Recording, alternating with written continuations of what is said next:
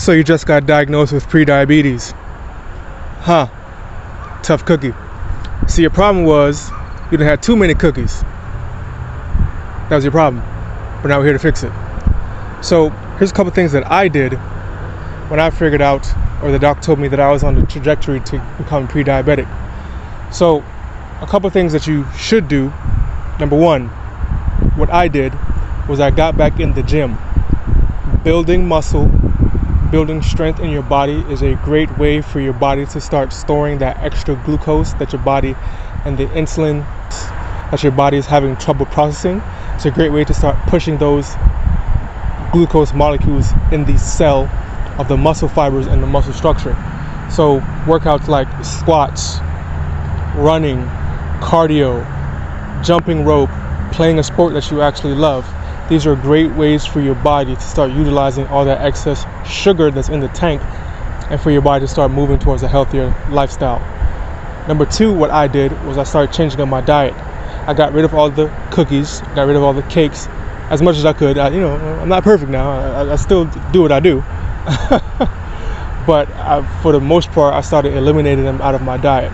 So what I did was I started eating whole foods. I'm talking about protein.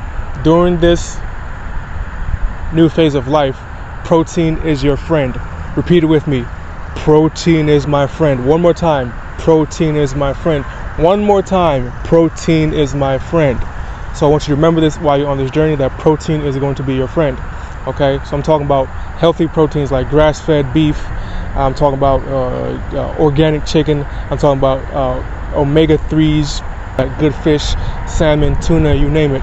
Like, these foods are going to start becoming a staple in your diet because the protein is going to start slowing down the synthesis of sugar in your diet, or the excess glucose in your body is going to start slowing it down. And while we're on the process of food, another thing that we need to move away from is carbs. Empty carbs, to be more specific, and we're going to start moving towards complex carbs. I'm talking about sweet potatoes, squash, pumpkin. These are going to be the stable carbs that you implement into your diet, because one thing that they are complex carbs. These complex carbs are just a little bit slower than regular carbs, so they give your body more time to intake the nutrients that your body is receiving. So what does that mean for you? Less ups and downs in your glucose regulation in your body, so less spikes and less crashes that your body's gonna have to go through. Okay. And number three that I did is start implementing a lifestyle that rejuvenates your body. It doesn't take away life from your body. So to the best of your ability, I know that we can't completely eliminate stress, but to the best of your ability, you're going to try to hold off on becoming stressful. So things that make your life stressful, I'm talking about arguing, constantly going back and forth with people. I'm talking about doing things that you know for a fact are going to be stress-inducing activities. I'm not trying to put nobody in no box or anything, but if you know that you going out to parties, you drinking a whole bunch of alcohol is going to cause your body to eventually crash the road, that's something that me personally, I wouldn't necessarily be doing myself. Now, I wasn't necessarily alcoholic or anything like that, but one thing that a lot of people who are on the trajectory for pre-diabetes and also diabetes, they drink a lot of alcohol. So it's just your brother, just looking out for you. If that's something that you are doing, I'd peel back a little bit on that. So another thing that also helps is actually two things in one: fiber and hydration. You see, one thing we need to realize is a lot of us are constantly dehydrated, and in us being dehydrated, there's so many more elements that affect our body that should not be affecting our body. We are constantly being dehydrated through the lifestyle that we live, through not having enough water, through not eating enough fruit, through not having enough fiber. And it leads me into talk about fiber. Fiber also helps slow down the digestion of sugar. So by you eating more fiber, more complex carbs, and more protein, and hydrating your body, you're literally creating a blueprint for health in the body to eliminate pre-diabetes or diabetes or any other ailments such as potentially Alzheimer's that people tend to come down with. Now that leads me into a little bit of an aside that we need to talk about when it comes to handling diabetes or pre-diabetes. We need to start including proper fats inside of our diet. So I'm talking about fats like avocado oil, olive oil, beef tallow, or any type of proper animal fat that's fit for human consumption. These type of fats also, again, help slow down the processing of sugar in the body, while also bringing a little bit more sustenance towards the actual brain, the brain trust of the body, the 6 inches between your ears. fats are really important towards the function of the brain, and we need to start moving towards healthy fats. Okay, these healthy fats, along with the fiber, along with the hydration, along with the complex carbs and the protein, are a blueprint towards making sure the body is leaning towards, is a blueprint towards making sure the body is leaning away from prediabetes and leaning towards health. Another thing that people tend to ignore are herbs and fasting. I'm talking about herbs such as moringa, bitter melon, sarsaparilla. These herbs that I specifically use during this journey really help my body begin to start healing itself.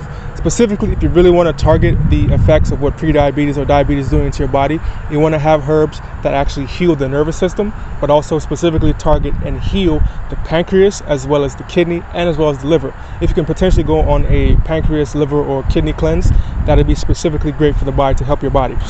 And then also fasting, specifically intermittent fasting.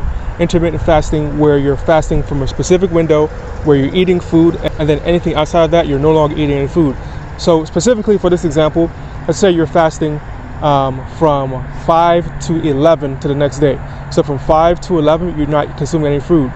But between that window that you are available for eating food, you're consuming food. Specifically what I did is I typically, there's some days I'm not perfect, but typically I usually eat around 2 meals a day.